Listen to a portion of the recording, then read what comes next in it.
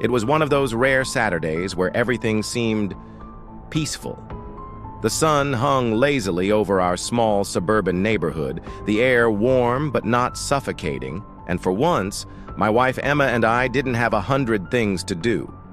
Emma, 7 months pregnant and glowing in that way only expectant mothers can, suggested we make a quick trip to the grocery store before the weekend rush hit. We had our little shopping list: bread, milk, fruit, her favorite raspberry sorbet, nothing major.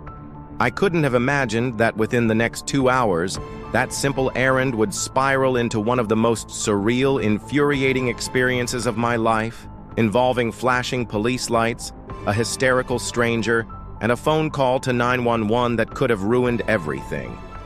The grocery store parking lot was buzzing, but not chaotic. I parked close enough so Emma wouldn't have to waddle too far.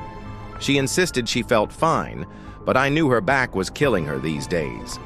Inside, it was the typical weekend crowd. Parents wrangling kids, elderly couples strolling the aisles at a glacial pace, and the occasional impatient shopper darting around like the world owed them every inch of space. We moved slowly, chatting about baby names and laughing about the bizarre food combinations Emma had been craving lately. She grabbed a jar of pickles and a bag of marshmallows. Apparently, those two went together now. Pregnancy logic, I guess. We were almost done when we reached the dairy section. That's when she appeared. I didn't know her name at the time, but her aura screamed trouble.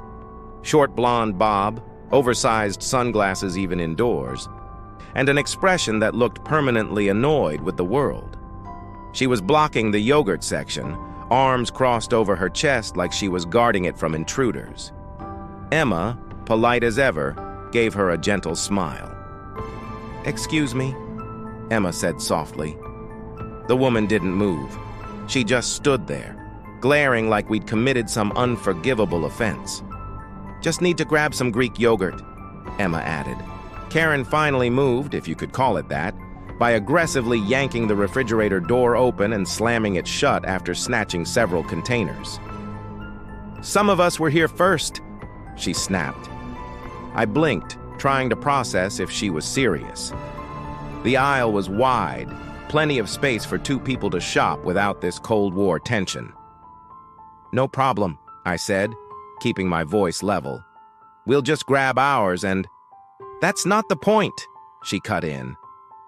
Her voice carried, making nearby shoppers turn their heads. "You people think you can just waltz in, take whatever you want, and—" She stopped, but the implication was there. "You people." I felt my jaw tighten. Emma, ever the peacekeeper, simply reached around her, took the yogurt, and walked away. I thought that was the end of it. I was wrong. We were in the checkout line when Karen reappeared, her cart slamming into ours hard enough to jostle the groceries. "You shoved me," she accused, pointing at Emma. Emma's eyes widened. "What? I didn't—" "You did, and I have witnesses!"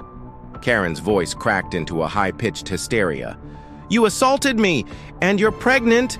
That's even more disgusting." The logic there escaped me, but it was clear this wasn't about logic. Several customers glanced over, some with sympathy, others with curiosity, predators smelling drama. I told Karen she was mistaken, that we just wanted to pay and leave. But Karen wasn't done. She whipped out her phone. "You think you can get away with attacking me? We'll see about that."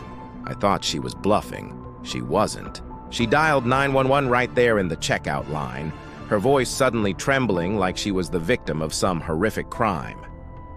"Yes, I'm at Fairway Groceries," she began, her eyes locked on mine. "And a pregnant woman just assaulted me. I'm in fear for my life." The sheer audacity left me speechless. Emma stood frozen, clutching the handle of the cart, her cheeks pale. The cashier looked at me like, "Is this real?" I tried to wave it off, but within minutes we heard the sound. Those sharp, escalating sirens that make your stomach drop. Through the large front windows, red and blue lights flashed. 2 officers strode in, scanning the scene. Karen, ever the actress, rushed toward them like they were long-lost friends. She began her performance, voice quivering, hand on her chest.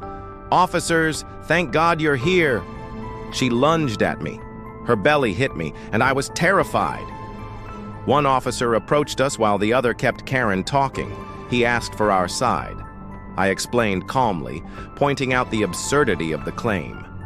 A few nearby shoppers chimed in, confirming Emma hadn't touched Karen. One man even said, "She's making this up. I saw the whole thing. Your wife didn't do anything." But Karen wasn't backing down. She started crying, actual tears, and claimed she had a deep bruise from Emma's attack. The officer asked to see it. She hesitated, then pulled up her sleeve, revealing perfectly unblemished skin. That should have been the end, but Karen, sensing her grip on the narrative slipping, shifted tactics. She claimed Emma had been aggressive in the parking lot earlier. That was impossible. We had only just arrived. Luckily, the store's security manager approached with a laptop in hand. "We've got the footage," he said flatly. The officers reviewed it. There was Emma, smiling, patiently waiting while Karen blocked the yogurt section, then walking away without so much as brushing against her. Karen's face drained of color. She mumbled something about a misunderstanding, but the officers weren't buying it. One warned her about filing false police reports, explaining it was a criminal offense. She stammered out an apology, not to us, but to the officers, and bolted for the door, abandoning her cart entirely.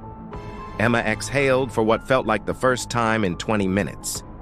The officer who had spoken to us earlier apologized for the ordeal, saying unfortunately, they dealt with people like that more often than we'd think.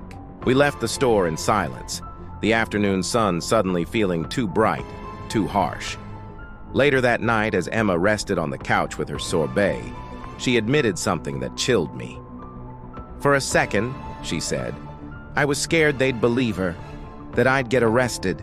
What would that have done to the baby?" That thought stuck with me. The fact that one stranger's spite and a single phone call could put our entire lives in jeopardy was a reality I couldn't shake. And as for Karen, we didn't see her again, at least not until a week later when we were walking in our neighborhood and spotted her talking to a group of HOA board members, gesturing wildly in our direction. But that's another story.